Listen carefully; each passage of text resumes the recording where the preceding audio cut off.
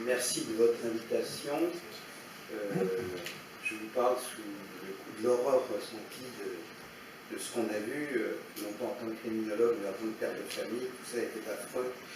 Et effectivement, tout ce qui peut être fait pour éviter que de semblables actes ne recommencent mérite et doit être fait. Et donc, la première chose qu'on peut faire ici, entre nous, c'est d'être lucide. Et la lucidité consiste à regarder ce qui se passe vraiment ici en France, en Europe, dans la grande Europe et au Moyen-Orient, et de voir comment les choses, à partir de là, peuvent s'analyser, peuvent se diagnostiquer, et chacun sait que seul le fait d'avoir trouvé un bon traitement et un bon diagnostic permet après ça de trouver un traitement approprié. Donc, nous avons eu en France, on a vécu de 2015 à 2017 et 2018, des événements sur lesquels il n'est pas utile de revenir. Comme Georges l'a dit, des améliorations ont été portées. Je crains cependant que nous n'ayons collectivement encore une fois cédé à un péché mignon bien français qui est celui de préparer la guerre d'hier. Chacun a compris, chacun sait, chacun constate que bien entendu le 11 septembre et le Bataclan sont des fusils à un coup. Aucun terroriste au monde n'a envie de recommencer cela. Il ne le pourrait pas, naturellement, puisque des actes de cette nature nécessitent un certain nombre de préparatifs. Tout le monde a conscience du fait qu'en matière de terrorisme, pas plus qu'en matière de biologie, la génération spontanée n'existe. Donc avant l'acte, il y a un certain nombre de préparatifs, et les préparatifs techniques d'actes du type 11 septembre, du type Bataclan, sont maintenant décortiqués, connus, et bien entendu, on ne peut pas recommencer ça tout de suite. Donc je crains un peu que les mesures qui ont été prises dans le domaine du rétrospectif ne soient de nature à nous donner un sentiment factice de sécurité, car bien entendu, l'histoire ne repasse jamais deux fois les plats. Et ainsi que chacun a pu le constater, depuis les actes de la période 2015-2017, tout ce qui s'est produit à chaque fois était différent. On ne recommence jamais les mêmes histoires. Ces gens-là sont des fanatiques, ce sont des monstres, ce ne sont pas des imbéciles. Vous comprenez, des gens qui sont capables d'accomplir des actes de cette nature-là ont quand même une sorte de sophistication, une espèce de ruse grossière et primitive, mais qui leur permet quand même de frapper à l'endroit où ça fait mal et de faire les pires des dégâts. Donc évitons de ne préparer la guerre d'hier. Qu'est-ce que c'est que préparer la guerre de demain?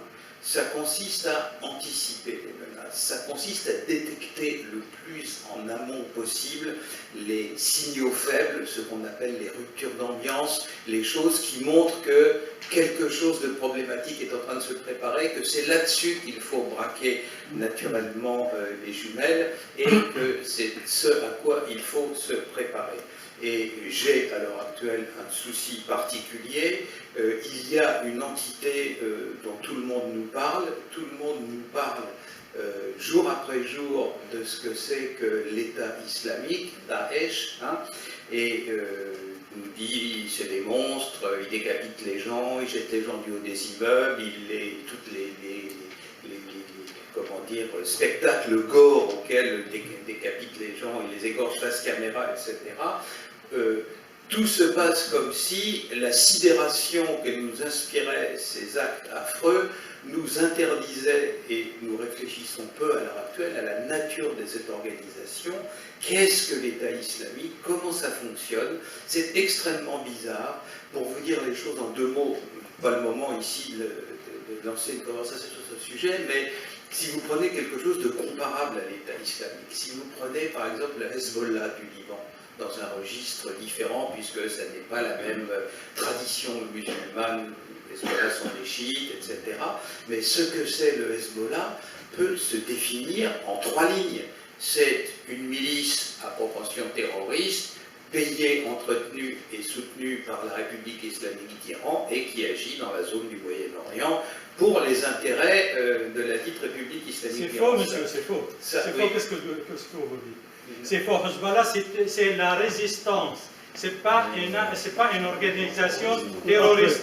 Alors, faux, il y aura des questions après. Non, c'est faux, il ne faut pas désinformer les gens. Le Hezbollah n'a jamais posé de bombe. Ah bon? Non, monsieur. Se défend. Et le tracas, Le Hezbollah se défend d'un pays voisin qui l'attaque. c'est pas comme la Ghana. Non. Donc, le Hezbollah, Effectivement, je crois qu'il faut effectivement pas confondre le chiisme et l'islamisme. voilà. La résistance et les Bon, terroristes. écoutez, si vous voulez bien, vous parlerez une question après. Non, mais je suis d'accord, je pense qu'il ne faut pas confondre effectivement le Hezbollah et les islamistes wahhabites. Il y a des milliers de morts du Hezbollah qui meurent en Syrie défendant des chrétiens et des églises. Et qui combattent les terroristes. Si vous voulez faire la conférence, faites-là, c'est autre chose. Donc, j'ai le droit d'avoir mon Cet point de vue. amalgame malhonnête, monsieur, que vous avez fait entre l'État islamique et le Hezbollah. Le Hezbollah est un parti transparent avec une résistance, alors que le Daesh, il faudrait savoir aussi, puisque vous l'avez posé la question, pourquoi est-ce que Daesh survit, avec quel argent, l'argent du pétrole, C'est exactement. Il vole le pétrole syrien, il le vend à qui l'achète, et qui donc, de ce fait, lui donne les moyens de vivre, les moyens d'acheter du matériel. C'est exactement ce que j'étais en train de dire. Ça ne le dit pas. Mais parce que vous ne m'avez pas laissé le temps de le dire, monsieur, j'étais en train de le dire. Donc, ce que c'est que l'État islamique n'est pas connu à l'heure actuelle, la nature profonde de cette organisation est mal connue, et tant qu'on ne connaît pas en profondeur une organisation de cette nature, on n'est pas en mesure de la combattre. Donc je pense qu'il y a des progrès à faire dans cette dimension-là. Ça, c'est la deuxième chose. Et deuxièmement, le problème qui nous est posé à l'heure actuelle aussi, c'est le problème en ce qui concerne la conscience que prennent les Français et les Européens de la nature de l'islamisme et du terrorisme. Ça consiste à faire exactement le lien entre ce qui se passe au Moyen-Orient et ce qui se passe en Europe, et le fait que, par exemple, depuis 2 ans ou 3 ans, au moins 1 millier de morts et de blessés ont été commis lors d'attentats dans lesquels étaient impliqués des migrants, ceux qui venaient de la zone du Moyen-Orient, camouflés en victimes, camouflés en personnes qui voulaient se réfugier pour trouver une vie meilleure ou pour fuir les violences du Moyen-Orient, et donc un certain nombre d'actes ont été accomplis, terroristes de cette nature. Donc ça fait partie des problèmes qui se posent, et en fin de compte, la réaction est... Il y a aussi des Français qui ne sont pas de nature islamiste, moi je ne suis pas du tout d'origine arabe, qui ont été radicalisés aussi.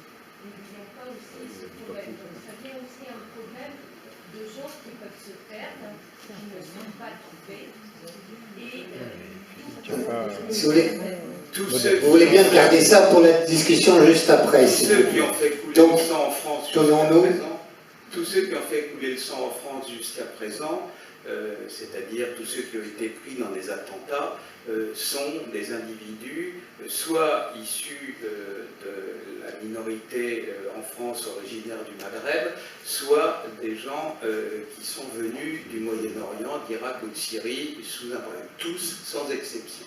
Voilà. Ou alors d'Afrique subsaharienne. Il y en a une liste. Comme par hasard, des pays où les États-Unis et l'OTAN ont créé des guerres depuis 20 ans. Monsieur, cessez s'il vous plaît d'interrompre, il y aura une période destinée à la discussion et là je vous répondrai volontiers. Voilà. Donc je vous dis que la nature de la menace est à l'heure actuelle différente de ce qu'elle était il y a 5 ou 6 ans. Il y a beaucoup moins d'organisations structurées. Tous les actes commis depuis 2-3 ans sont commis par des individus ou seuls ou alors dans un contexte familial, et c'est ce à quoi il va falloir s'intéresser dans les temps qui viennent. Dans la mesure où on me laisse encore 1 minute pour répondre, j'ai entendu dire que à l'heure actuelle, le Hezbollah c'était de la résistance. Le fait de faire sauter, en Bulgarie, un autobus avec des civils israéliens à l'intérieur ne me paraît pas tellement être un acte de résistance. Même chose à Chypre. Donc la nature terroriste du Hezbollah est aussi clairement avérée que sa nature de résistance dans un autre plan. Quant par ailleurs au lien que ce groupe entretient avec la République islamique d'Iran, ce sont eux-mêmes qui le revendiquent, et donc il n'y a pas de secret, il n'y a pas de mystère, c'est aussi clair que ça. Donc, dans un sens, la définition de ce groupe, on peut la faire assez simplement, et deuxièmement, c'est beaucoup moins facile de faire une définition de ce que c'est que l'État islamique, parce que derrière les apparences, il y a des réalités beaucoup plus complexes, et il y a donc la nécessité de les connaître et de les approfondir mieux, de façon à pouvoir mieux le combattre. Donc là, comment dire, l'avenir de la lutte antiterroriste, ça consiste justement à faire mieux ces diagnostics, à les faire plus rapidement et à éviter de se précipiter sur des menaces bien connues et bien visibles, alors que, comme je vous l'ai dit auparavant, là, l'histoire ne repasse pas deux fois les plats et on n'observera naturellement jamais deux fois la même chose en matière de terrorisme. Je vous remercie.